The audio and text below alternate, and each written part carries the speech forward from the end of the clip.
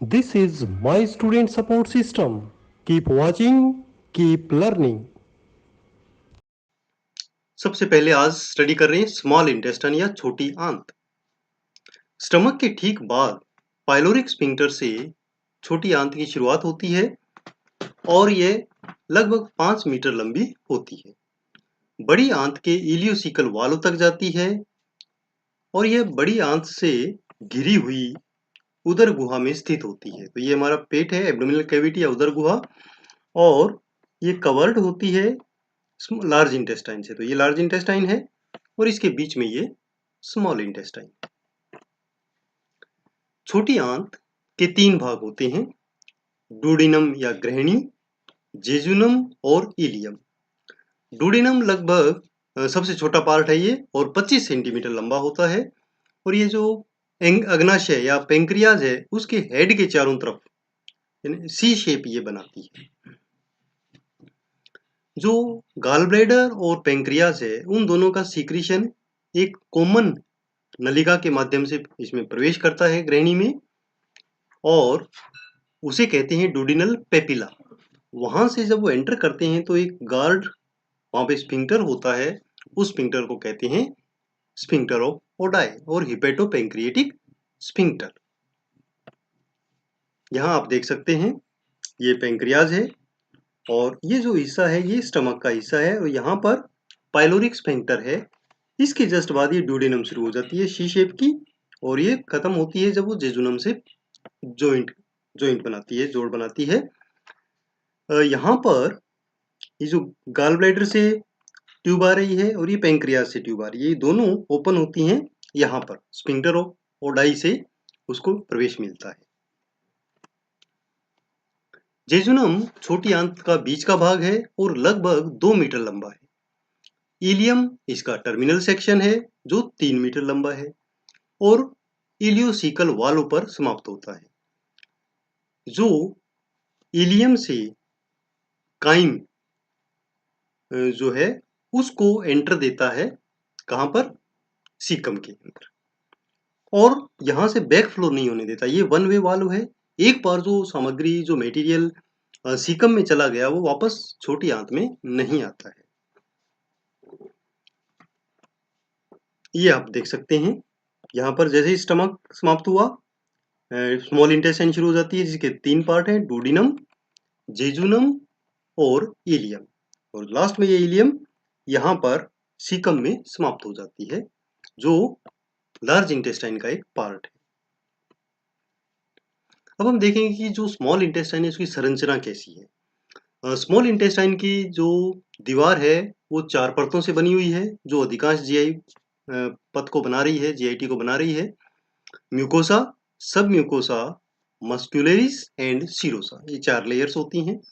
कुछ संशोधन होते हैं, कुछ चेंजेस होते हैं सबसे बाहरी परत में और सबसे अंदर वाली परत में। तो जो सबसे बाहरी परत है उसको यहाँ पर पेरिटोनियम कहते हैं या मिजेंट्री कहते हैं। यह एक डबल लेयर्ड कोटिंग है, कवरिंग है, और ये इलियम और जेजुनम से जुड़ी हुई होती है और इसको एक जगह फिक्स रखती है पोस्टीरियर एब्डोमिनल वॉल पर। तो जितनी भी ब्लड वेसल्स और जो नर्व्स होती हैं वो पोस्टीरियर एब्डोमिनल वॉल पर होती हैं इस कवरिंग से बाहर, और इस कवरिंग जो दोनों लेयर हैं इसके बीच में से होकर गुजरती हैं छोटी छोटी नर्व्स और ब्लड वेसल्स जो स्मॉल इंटेस्टाइन को ब्लड सप्लाई, नर्व सप्लाई करती हैं। छोटी आंत की जो म्यूकोसा होती है उसमें भी काफी चेंजेस होते हैं। उसका जो सरफेस एरिया है वो कई गुना बढ़ा दिया जाता है 3 स्पेशल चेंजेस से। वो क्या है, एक तो है परिपत्र सलवट या सर्कुलर, जो रूगा जैसी स्ट्रक्चर्स होती हैं, सलवटें होती हैं जो सर्कुलर होती हैं, और विलाई और माइक्रोविलाई, ये 3 स्ट्रक्चर्स हैं जो सरफेस एरिया को इंक्रीज करती हैं। ये जो स्थायी परिपत्र सलवटें हैं या जो सर्कुलर फोल्ड्स हैं ये इस प्रकार होते हैं पूरी स्मॉल इंटेस्टाइन के अंदर, और स्टमक की तरह ये कभी भी प्लेन नहीं होते हैं। जैसे स्टमक भर जाता है तो स्टमक के जो रुगा होते हैं वो प्लेन हो जाते हैं, बट यहाँ पर ये प्लेन नहीं होते हैं, परमानेंट ऐसे ही रहते हैं। और जब इस पे से होकर जो कंटेंट है, जो काइम आया है, फूड है, वो इस प्रकार मूव करता है तो मिक्स हो जाता है इंटेस्टाइनल जूसेस के साथ।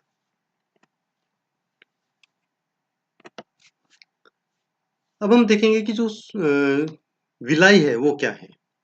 विलाय अंगुली जैसी संरचनाएं हैं जो इंटेस्टाइन ल्यूमन के अंदर निकली हुई रहती हैं। इनकी जो साइज है वो 0.5 से 1 mm तक होते हैं और इनकी दीवारें कॉलमनर एपिथेलियम से बनी होती हैं और इसमें एंट्रोसाइट्स होती हैं और इन एंट्रोसाइट्स के ऊपर और छोटे-छोटे प्रोजेक्शंस होते हैं जिन्हें हम माइक्रोविलाई कहते हैं। इसके अलावा म्यूकस सीक्रेटिंग सेल्स होती हैं जो बीच-बीच में एंट्रोसाइट्स के लगी होती हैं और ये विलाई के अंदर एक कैपिलरी नेटवर्क होता है और एक लिम्फ वेसल होती है, उसको ये विलाई कवर करती है। इन ब्लड वेसल्स और लिम्फ का काम है कि जो डाइजेशन हो गया है न्यूट्रिएंट्स का उसको एब्जॉर्ब करना और ब्लड के अंदर सप्लाई करना। आंतों की जो ग्रंथियां हैं, जो भी ग्लैंड्स हैं सिक्रीशंस वाली, वो सारी यहाँ विलाई की जो लेयर बना रही है सेल्स एंट्रोसाइट्स, इनके बीच-बीच में होती है। ठीक है, तो ये विलाई हो गई और यहाँ पर ये जो एंट्रोसाइट्स हैं इनकी सरफेस पर ये माइक्रोविलाई होती है। ठीक है, अंदर ये ब्लड वेसल्स हो गई और एक ये लिम्फ वेसल होती है जिसको हम लैक्टियल बोलते हैं। ठीक है, अब होता क्या है कि जो ये नीचे का एरिया है, यहाँ से लगातार ये सेल्स बनती रहती हैं और ऊपर की ओर ट्रेवल करती हैं और यहाँ टर्मिनल सरफेस पर, क्योंकि यहाँ पर जो फूड है वो कंटिन्यू इसके संपर्क में आगे चलता रहता है तो वियर एंड टियर होता है, तो ये जो सरफेस है ये घिसती रहती है, तो यहाँ पर आकर ये शेड ऑफ हो जाती हैं। तो पूरी की पूरी जो ये म्यूकोसा है वो 3 से 5 दिन में पूरी चेंज हो जाती है, नई आ जाती है। छोटी आंत की जो म्यूकोसा है उसमें 4 प्रकार की कोशिकाएं होती हैं। एक तो अवशोषी कोशिका है, ये पाचक एंजाइमों का उत्पादन करते हैं और पचे हुए खाद्य पदार्थों से न्यूट्रिएंट्स को एब्जॉर्ब करती हैं और ज्यादातर यही होती हैं जिनको एंट्रोसाइट्स बोलते हैं। इसके अलावा कुछ गोबलेट सेल्स होती हैं बीच-बीच में जो म्यूकस सीक्रेट करती हैं। एंडोक्राइन सेल्स भी होती हैं जो हार्मोन सीक्रेट करती हैं जैसे सिक्रेटिन और सीसीके, कोलिसिस्टोकाइनिन। ये कंट्रोलर हार्मोन या नियामक हार्मोन होते हैं जो बाइल और पेंक्रियाज इनके जो जूस हैं उनको सीक्रेट करने के लिए उनको प्रेरित करती हैं। इसके अलावा पेनेट सेल होती हैं जो लाइसोजाइम सीक्रेट करती हैं और छोटी आंत को बैक्टीरियल इन्वेजन से बचाती हैं जो स्टमक के एसिडिक एक्शन से बच गए थे। इसके अलावा स्मॉल इंटेस्टाइन में पेयर्स पैचेस, छोटे-छोटे लिम्फ नोड्स होते हैं, लिम्फ टिश्यू का कलेक्शन होता है जो हमारी स्मॉल इंटेस्टाइन की रक्षा करते हैं, प्रोटेक्शन करते हैं पैथोजेंस से। अब है functions of small intestine. Small intestine के क्या काम है? सबसे एक काम जरूरी है पेरिस्टालसिस। तो ये कंटिन्यू मूवमेंट होती रहती है जो इसकी सामग्री को, काइम को आगे भेजता रहता है कंटिन्यू और ये कंट्रोल होता है पैरासिम्पैथेटिक नर्वस सिस्टम से। इसके अलावा एंट्रिक जूस का सीक्रेशन है वो भी कंटिन्यू होता है और वो भी पैरासिम्पैथेटिक जो स्टिमुलेशन है उससे कंट्रोल होता है, कभी कम कभी ज्यादा डिपेंडिंग अपॉन कि उसमें फूड कैसे आ रहा है। इसके अलावा जो विलाई है उसके एंट्रोसाइट्स में कार्बोहाइड्रेट, प्रोटीन और वसा के पाचन का कार्य भी कंप्लीट कर दिया जाता है स्मॉल इंटेस्टाइन में। स्टमक में जो हाइड्रोक्लोरिक एसिड की एक्टिविटी के बाद भी जो बैक्टीरिया स्मॉल इंटेस्टाइन में आ जाते हैं उनको डिस्ट्रॉय करके संक्रमण के खिलाफ हमारी रक्षा करती है और इसके अलावा हार्मोन्स हमने अभी देखा सीसीके और सिक्रेटिन का स्त्राव करना और पोषक तत्वों का अवशोषण करना, ये स्मॉल इंटेस्टाइन के My student support system. Keep watching, keep learning.